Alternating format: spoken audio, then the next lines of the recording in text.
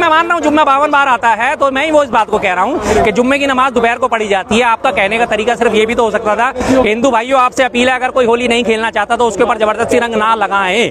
बस सिर्फ एक लाइन का उन्होंने मैसेज देना था। उन्होंने छूटते कहा जुम्मा तो 52 बार आता है, होली एक बार आती है, इसलिए परेशान मत, इसलिए पंगा मत लेना, इसलिए वो हरकतें मत करना। सीधा सा भाई साहब, समझाने के तरीके होते हैं, समझाने के तरीके होते हैं। समझाने का तरीका जो है उनका बिल्कुल गलत है। मैं मानता हूँ इस बात को कि साल में 52 जुम्मे आते हैं और होली एक ही बार आती है, लेकिन उन्होंने अपनी बात की शुरुआत कहाँ से करी? जिसको होली नहीं खेलनी वो अपने घर में बैठे, अगर होली एक ही त्योहार है, अगर किसी को रंगों से एलर्जी है तो वो, उन्होंने ये क्यों नहीं कहा भाई जिसको रंगों से एलर्जी उनके ऊपर जबरदस्ती रंग मत डालना। भाई अगर कोई आपसे होली नहीं खेलना चाहता, अगर कोई टोपी वाला या तहमद वाला जो आप मुसलमान है जिसने रोजा रखा हुआ है वो होली नहीं खेलना चाहता तो मत खेलिए उसके साथ होली। क्या जबरदस्ती है इसमें?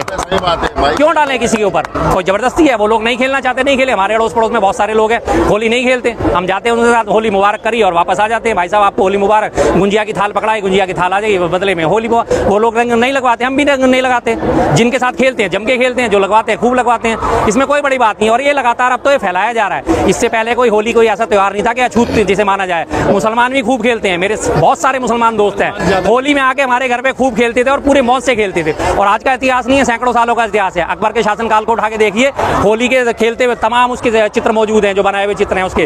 अकबरनामा में, हुमायूंनामा में, बाबरनामा में, सब में होली खेलने का जिक्र। अमीर खुसरो के टाइम से होली खेली जा रही है। अमीर खुसरो के टाइम पे जो उर्स लगता है वहाँ पे फूलों की होली खेली जाती है। होली तो सब मिलके जुलूस के मनाते थे, लेकिन अब होली को भी ऐसा दिखा दिया गया है कि नहीं, सिर्फ हिंदुओं का त्योहार रह गया, मुसलमानों का त्योहार नहीं है। सब हर जगह गंद फैलाया जा रहा है, लगातार गंदगी फैलाई जा रही है। मेरे हिंदू धर्म में मैंने अपनी जितने भी धर्म ग्रंथ पढ़े हैं, मुझे कहीं भी नहीं लिखा गया कि विधर्मियों के साथ गलत व्यवहार करो। अगर आपका कोई धर्म नहीं मानता तो उसके साथ गलत व्यवहार करो। रामायण में कहीं नहीं लिखा, महाभारत में कहीं नहीं लिखा, गीता में कहीं नहीं लिखा, शिव पुराण में कहीं नहीं लिखा, मत्स्य पुराण में कहीं नहीं लिखा, मार्कंडेय पुराण में कहीं नहीं लिखा, दुर्गा सप्तशती में कहीं नहीं लिखा, हनुमान चालीसा में कहीं नहीं लिखा। किसी भी जगह पे मैंने कोई एक लाइन ऐसी नहीं पढ़ी कि अगर आपका कोई धर्म नहीं मान रहा तो आप जाके उसके साथ गलत व्यवहार करो, गलत हरकत करो। मैंने कहीं नहीं पढ़ा। और ये बात कुरान में भी साफ साफ लिखी है, कुरान में भी क्लियर लिखी है कि अगर आपको उनमें जो कहा जाता है काफिर, काफिर किसे कहा जाता है? जो इस्लाम को ना माने, जो अपने धर्म को ना माने, सिर्फ अपने धर्म को ना माने। इस्लाम में कहा गया है कि शराब हराम है, उसके बावजूद भी अगर कोई मुसलमान शराब पीता है तो वो सीधा सीधा काफिर होता है। काफिर का मतलब ये नहीं कि हम हिंदू हैं तो हम ही काफिर हैं। काफिर वो भी है जो इस्लाम में होने के बावजूद भी जकात नहीं करता, जो इस्लाम में होने के बावजूद भी अगर सूद खाता है, वो सब काफिर कहलाते हैं। लेकिन इसकी जिस दिन व्याख्या ये लोग पढ़ लेंगे उस दिन इन लोगों को अकल आ जाएगी। सांसद है अशोक गौतम, हाँ, उन्होंने कहा अलीगढ़ मुस्लिम यूनिवर्सिटी में होली मनाई जाएगी, अगर कोई आपको रोकता है तो चिंता ना करिए, उसे सीधा ऊपर भेज दिया जाएगा। सांसद के बयान है तो कि सीधा ऊपर भेज दिया जाए, मतलब सीधा मार दिया जाएगा, जान से खत्म कर दिया जाएगा अगर किसी ने होली खेलने से आपको रोका। कितने जहरीले बयान है। अब ना किसी को, हमारे चुनाव आयोग का तो खैर अब रोल ही खत्म हो गया, अब किसी कोर्ट को ये जहरीला बयान दिखाई नहीं देगा। कोई भी कोर्ट इस पर टिप्पणी नहीं करेगा, ना सुप्रीम कोर्ट, ना हाई कोर्ट, ना कोई लोअर कोर्ट इस बात को हेट स्पीच नहीं मानेगा। सीधी सीधी जान से मारने की धमकी धारा 506 में दर्ज होती है कि अगर आप किसी को जान से मारने की धमकी देते हैं 506 का मुकदमा दर्ज होता है। और इसमें अब कोई मुकदमा दर्ज नहीं होगा क्योंकि उन्होंने कह दिया तो कह दिया भाई, वो तो सांसद है ना, और ऊपर से बीजेपी के सांसद हैं तो उनके लिए तो सारी छूट है। इन्हीं बातों में तो इन बातों में ना उनके लिए कोई दिक्कत नहीं है। अभी जैसे आप बात करें किसी की भी, तो जितने मर्जी इनसे जहरीले बयान दिलवा दीजिए, इनके ऊपर कोई वो नहीं होता, कोई एक्शन नहीं होता, कोई दिक्कत नहीं होती इनके ऊपर। पहले कभी होली वहाँ पे नहीं खेली गई, इस बार होली खेली जाएगी। भाई साहब जहाँ खेल रहे हैं वहाँ खेल रहे हैं, सब त्योहार है, त्योहार आपस में मिलजुल के मनाते थे। मैं फिर से एक बार आप सब लोगों को याद दिलाना चाहता हूँ, ऊपर वाला प्रकृति, ईश्वर, अल्लाह वो भेद कर रहा है कि हमारे होली और रमजान में, रमजान चल रही है और होली आ रही है। अगर अलग अलग मनते होते तो रमजान अलग लेके आता, होली अलग लेके आता। जब होली मन जाएगी उसके बाद रमजान खत्म होंगे और हमारे नवरात्र शुरू होंगे, उससे पहले ईद आएगी या नहीं आएगी, उसके बाद में नवरात्र भी शुरू हो चुके हैं और ईद भी आएगी। दोनों त्योहार बीच में पड़ेंगे या नहीं पड़ेंगे? ऊपर वाला साफ कहता है मिलजुल के रहो, लेकिन ये नीचे वाले जो है इनकी तो बदमाशी से इन्हें चैन नहीं पड़ता। ये साफ कहते हैं कि अलग करो, अलग करो, अलग करो। नवरात्र शुरू होते ही ईद आएगी, 30 तारीख से नवरात्र और 31 तारीख की ईद है। कहाँ ऊपर वाला भेद कर रहा है? उसे भेद करना होता है, हिंदू अलग रहो, मुसलमान अलग रहो, तो ईद अलग लेके आता, नवरात्र अलग लेके आता, होली अलग लेके आता, दिवाली अलग लेके आता। टाइम पे नहीं लाता कोई भी चीज। लेकिन जुम्मे तो साल में 52 आते, होली तो एक बार में आते। बिल्कुल जी, मैं मान रहा हूँ जुम्मा 52 बार आता है, तो मैं ही वो इस बात को कह रहा हूँ कि जुम्मे की नमाज दोपहर को पढ़ी जाती है। आपका कहने का तरीका सिर्फ ये भी तो हो सकता था, हिंदू भाइयों आपसे अपील है, अगर कोई होली नहीं खेलना चाहता तो उसके ऊपर जबरदस्ती रंग ना लगाएं। बस सिर्फ एक लाइन का उन्होंने मैसेज देना था। उन्होंने छूटते कहा जुम्मा तो 52 बार आता है, होली एक बार आती है, इसलिए परेशान मत, इसलिए पंगा मत लेना, इसलिए वो हरकतें मत करना। सीधा सा भाई साहब, समझाने के तरीके होते हैं, समझाने के तरीके होते हैं। समझाने का तरीका जो है उनका बिल्कुल गलत है। लेकिन विपक्ष ऊपर राजनीति कर रहा है, विपक्ष कह रहा है, समाजवादी पार्टी के नेता वो ये कह रहे कि संभल का दंगा भी नहीं करा था। बिल्कुल है। आपको क्या लगता है संभल का दंगा प्रायोजित नहीं था? हर हालत में संभल का हुआ था, बहराइच का हुआ। बहराइच का दंगा कब हुआ था? जब इलेक्शन के रिजल्ट आए थे, इलेक्शन जैसी वहाँ पे वोटिंग खत्म हुई, दंगा दंगा आकार ले गया, सब उसके पीछे छुप गए।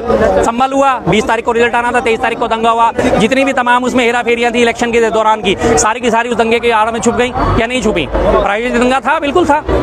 लेकिन वो तो कह रहे हैं कि जेल जाएंगे अमित जैसे अधिकारी जेल जाएंगे, कब जाएंगे? जब सरकार आएगी समाजवादी पार्टी की, तभी जब समाजवादी पार्टी की वो कह रहे हैं ना ये लोग, जाहिर सी बात है उनके ऊपर कार्रवाई होनी चाहिए। जब एक तरफा कार्रवाई चलेगी तो गलत कर्तव्य का निर्वहन नहीं करेंगे। पुलिस से, अथॉरिटी से ये अपेक्षा करी जाती है कि वो बिल्कुल निष्पक्ष होकर काम करेंगे। कानून से ये अपेक्षा करी जाती है कि निष्पक्ष होकर कानून काम करेगा, सच और झूठ का फैसला कानून करेगा। लेकिन ये तो सच और झूठ का फैसला अब सड़कों पे होने लगा है। कोई कानून निष्पक्ष नहीं रहा, कोई दरोगा निष्पक्ष नहीं रहा, कोई सांसद निष्पक्ष नहीं रहा। जो सांसद खुलेआम धमकी दे रहा है कि उन्हें ऊपर पहुंचा दिया जाएगा, क्या ये निष्पक्षता है? क्या अधिकारी आपको नेता लगने लगे क्या? अधिकारियों को खुली छूट है ऊपर से। जब ऊपर से टॉप लीडरशिप से खुली छूट मिलती है तो नीचे वालों के तो अपने आप ही पैर खुलते मैं अपने बच्चों को अपने हवा दे दूंगा कि जाओ मारो पीटो जो मर्जी हो, चिंता ना करो, तुम्हारा बाप बैठा है, सब देख लूंगा। तो बच्चे तो बिगड़ेंगे ही बिगड़ेंगे, सीधी सी बात है। जब उन्हें पता है कि हमारे ऊपर कोई कार्रवाई नहीं हुई, अब सीओ ने चौधरी ने विवादित बयान दिया, क्या कार्रवाई उसके ऊपर भी? कोई कार्रवाई नहीं हुई ना, उल्टा और फ्री हैंड दे दिया गया। सांसद ने जो ये विवादित बयान दिया है, सांसद के ऊपर कोई कार्रवाई होगी? कुछ नहीं होगी। और अबू आजमी ने एक महाराष्ट्र में जाके औरंगजेब के बारे में बयान दे दिया था, उसे उसके ऊपर एफआईआर दर्ज कर दी गई। अब भी कोई इसमें दो राय है कि हिंदू मुस्लिम करने वाली पार्टी है? शर्मा से जनता भी तो खुश है जी, जनता भी खुश है, जनता भी वाहवाही कर रहे हैं। कौन सी जनता वाहवाही करती है? जो इनका 39-40% वोटर है, जिनको इन्होंने धर्म की अफीम चटा दी है, वो वाहवाही कर रही है। आज भी वो 60% वोट जो है वो बिखरा पड़ा है, जिसकी वजह से बार-बार सत्ता में आ रहे हैं। 40% वोट एक तरफ जा रहा है, धर्म की अफीम चाटे हुए बैठे हैं। बस पहले इंसानियत वाला, बाद में धर्म है ना, बाद में धर्म है, पहले इंसानियत है ना भाई, पहले इंसानियत है जी, बाद में धर्म है। सब हर धर्म को सब मानने वाले लोग हैं। लेकिन शर्मा जी कह रहे हैं कि एक जो समुदाय है उनकी चूड़ी टाइट हो रहे हैं, आप भी हिंदू है, खुश हो जाइए ना। नहीं जी, अगर मैं ये सोच के खुश होता हूँ तो मैं हिंदू होने पे मैं अपने आप को गर्व महसूस नहीं कर सकता। मेरे हिंदू धर्म में मैंने अपनी जितने भी धर्म ग्रंथ पढ़े हैं, मुझे कहीं भी नहीं लिखा गया कि विधर्मियों के साथ गलत व्यवहार करो। अगर आपका कोई धर्म नहीं मानता तो उसके साथ गलत व्यवहार करो। रामायण में कहीं नहीं लिखा, महाभारत में कहीं नहीं लिखा, गीता में कहीं नहीं लिखा, शिव पुराण में कहीं नहीं लिखा, मत्स्य पुराण में कहीं नहीं लिखा, मार्कंडेय पुराण में कहीं नहीं लिखा, दुर्गा सप्तशती में कहीं नहीं लिखा, हनुमान चालीसा में कहीं नहीं लिखा। किसी भी जगह पे मैंने कोई एक लाइन ऐसी नहीं पढ़ी कि अगर आपका कोई धर्म नहीं मान रहा तो आप जाके उसके साथ गलत व्यवहार करो, गलत हरकत करो। मैंने कहीं नहीं पढ़ा। और ये बात कुरान में भी साफ साफ लिखी है, कुरान में भी क्लियर लिखी है कि अगर आपको उनमें जो कहा जाता है काफिर, काफिर किसे कहा जाता है? जो इस्लाम को ना माने, जो अपने धर्म को ना माने, सिर्फ अपने धर्म को ना माने। इस्लाम में कहा गया है कि शराब हराम है, उसके बावजूद भी अगर कोई मुसलमान शराब पीता है तो वो सीधा सीधा काफिर होता है। काफिर का मतलब ये नहीं कि हम हिंदू हैं तो हम ही काफिर हैं। काफिर वो भी है जो इस्लाम में होने के बावजूद भी ज़कात नहीं करता, जो इस्लाम में होने के बावजूद भी अगर सूद खाता है, वो सब काफिर कहलाते हैं। लेकिन इसकी जब जिस दिन व्याख्या ये लोग पढ़ लेंगे उस दिन इन लोगों को अकल आ जाएगी। सर सवाल तो मोहम्मद शफी पर भी उठाया गया। जी, मौलाना जी ने कहा कि रोजा चल रहे हैं, आप जूस पी रहे हो, क्रिकेट खेल रहे हो। वो मौलाना को तो 4 जूते लगा सड़क पे खड़े करके मारने चाहिए।